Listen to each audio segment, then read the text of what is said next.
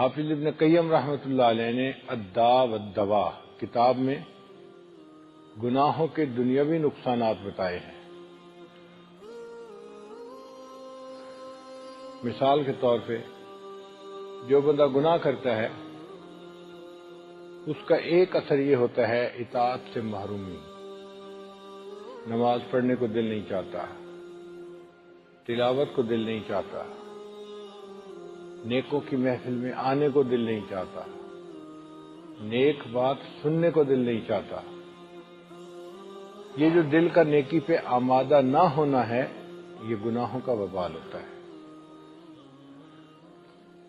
پھر دوسری نشانی کہ انسان کا دل بے چین ہوتا ہے، مال و دولت سب کچھ ہے، دل سکون سے خالی۔ آپ نے امیروں وزیروں کو دیکھا ہوگا ایئر کنڈیشن کمروں میں کمبل لے کے سوئے ہوتے ہیں، کروٹیں بدلتے ہیں، نیند نہیں آتی، پھر ان کو نیند کی گولیاں کھانی پڑتی ہیں۔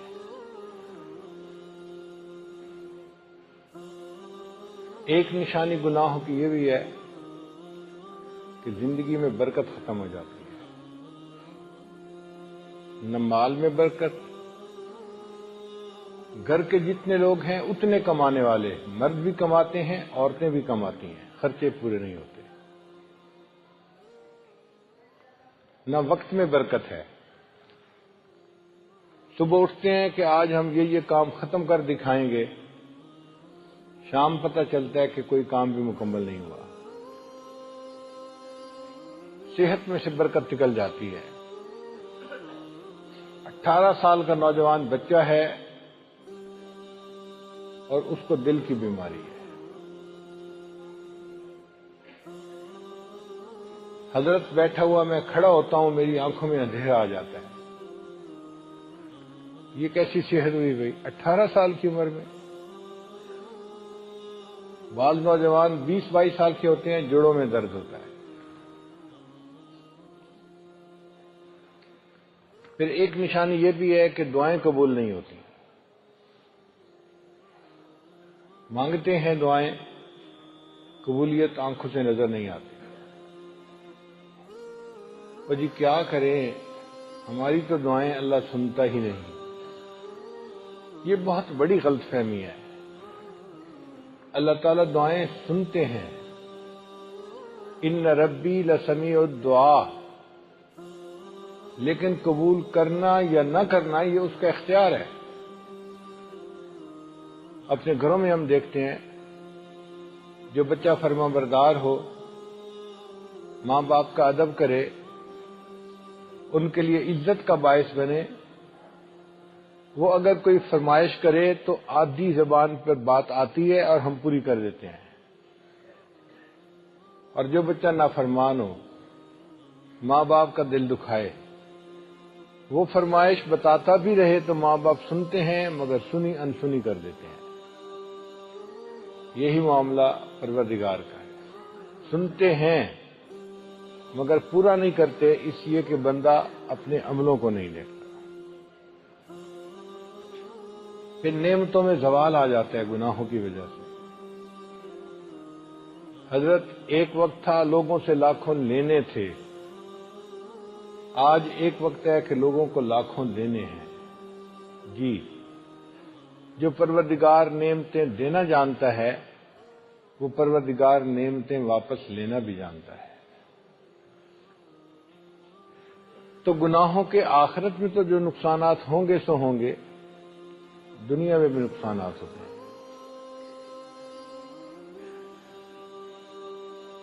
کام ادھورے ہوتے ہوتے رہ جاتے ہیں۔ حضرت بس میری ڈیل ہوتے ہوتے رہ جاتی ہے۔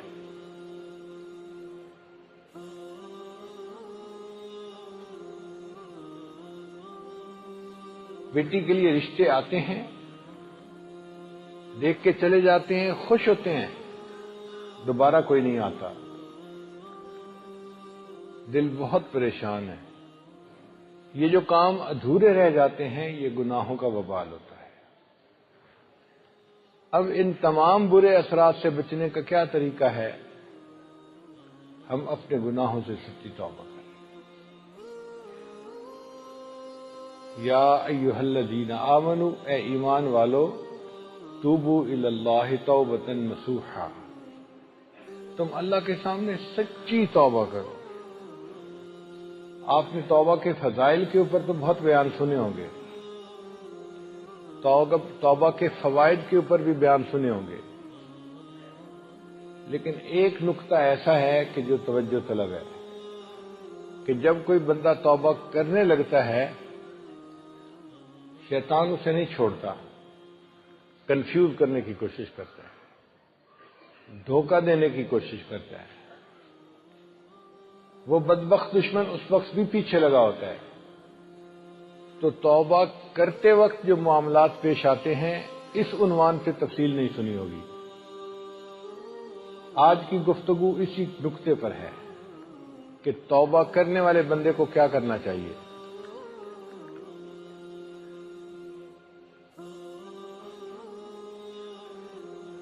پہلی بات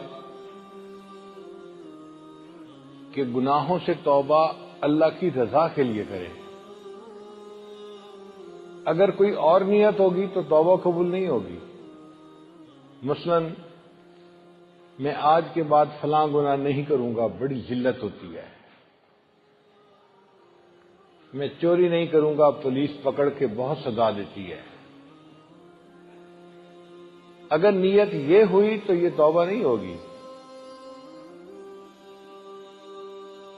اب میں بہت کمزور ہو گیا ہوں، بوڑھا ہو گیا ہوں، اب میں یہ گناہ نہیں کرتا، اب میں نے جوا نہیں کھیلنا، بہت نقصان ہوتا ہے، شراب نہیں پینی، صحت خراب ہو چکی ہے۔ اگر ان نیتوں کے ساتھ توبہ کریں گے تو یہ توبہ نہیں کہلائے گی۔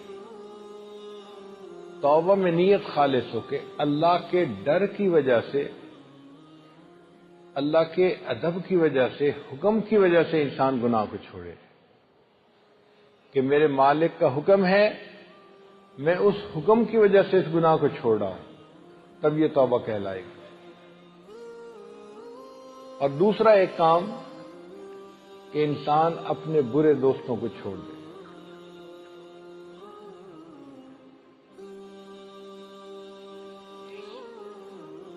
امام غزالی رحمۃ اللہ علیہ نے اپنی کتاب میں لکھا ہے، یار بد مارے بد سے بھی زیادہ برا۔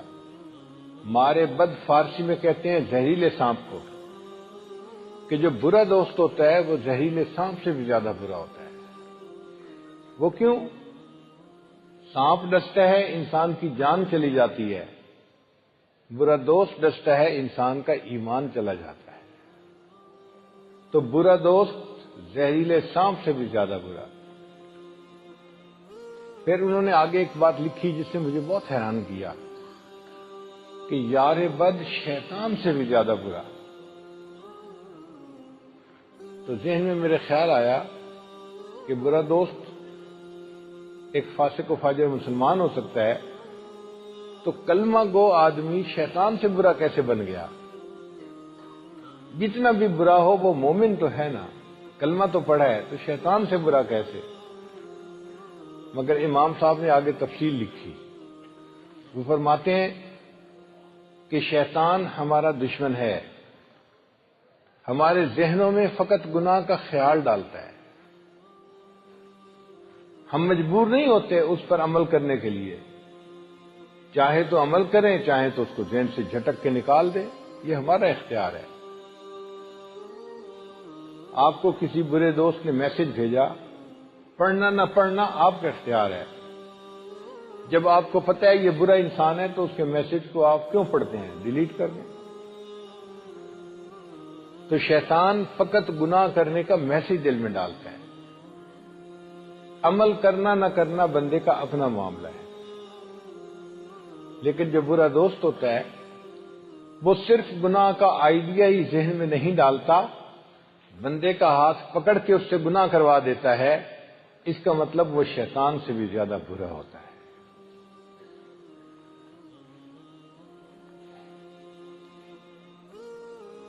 بعض لوگ کہتے ہیں جی میں ان کی محفل میں جاتا ہوں، میں برا کام نہیں کرتا، آج نہیں کر رہے تو کل کریں گے، ماحول کا اثر ہوتا ہے۔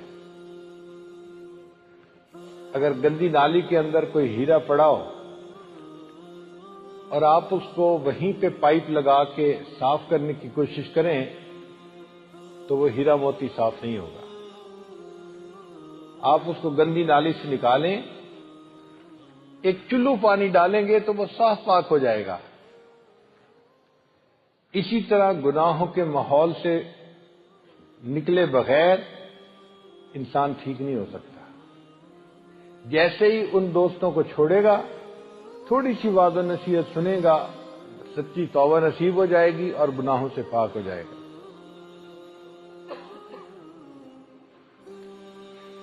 پھر ایک نقطہ کہ گناہ سے توبہ کرنے میں تاخیر کرنا یہ مستقل ایک الگ گناہ ہے۔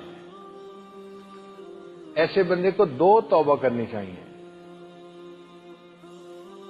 زنا کا ارتکاب کیا 20 سال کی عمر میں، اب عمر 45 سال ہو گئی۔ اب ایک زنا سے توبہ نہیں کرنی، زنا سے توبہ بھی کرنی ہے، اور توبہ میں جو اتنے سال تاخیر ہوئی اس پر بھی توبہ کرنی ہے۔ یہ 2 توبہ کرنی ضروری۔ ہمیں اس پر بھی شرمندہ ہونا ہے کہ اے میرے مالک، ہم نے اس کی توبہ میں دیر کیوں لگا دی۔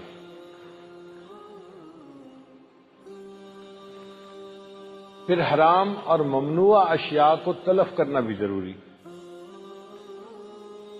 اگر فوٹو البم بنائی ہوئی ہے اس کو پھاڑ دے، آگ لگا دے۔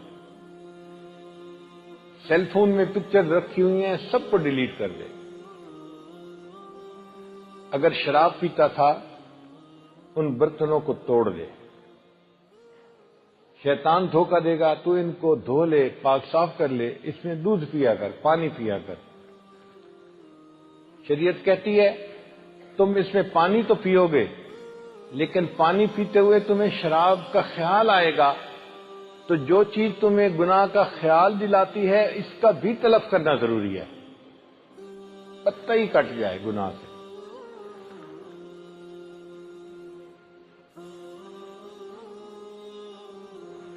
پھر حرام مال سے پرورش پانے والے بدن کو نیک کام میں لگائے۔ سود کا مال تھا، رشوت کا مال تھا، ملاوٹ کا کمایا ہوا مال تھا، یا دھوکہ دے کے مال کمایا تھا، تو مشتبہ مال سے جو بدن نے پرورش پائی اب اس بدن کو نیک کام میں لگائے۔ علم پڑھے، ذکر کرے، دعوت و تبلیغ کے کام میں وقت لگائے۔ اس بدن کو اللہ کے دین میں جو ہے استعمال کرے گا، توبہ قبول ہو جائے گی۔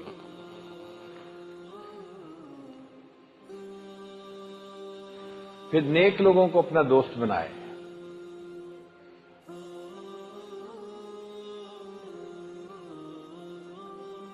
نیکوں کے ساتھ لگنے سے انسان کے اندر نیکی کا شوق پیدا ہوتا ہے۔ المرء علی دین خلیلہ فلینظر احدکم من یخالط۔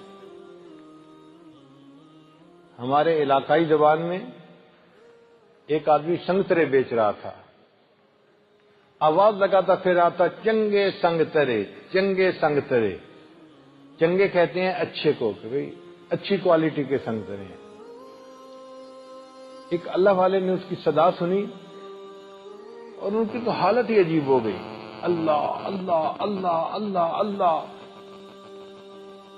مریدوں نے پوچھا حضرت کیا ہوا؟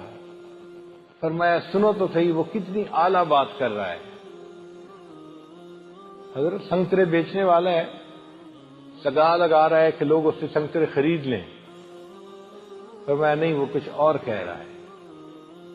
حضرت وہ کہہ رہا ہے چنگے سنگترے، اچھے سنگترے ہیں، خرید لو۔ کہا نہیں، وہ کہہ رہا ہے چنگے سنگترے، جو نیکوں کے سنگ لگ جاتے ہیں وہ تر جایا کرتے ہیں، ان کی کشتی کنارے لگ جایا کرتی۔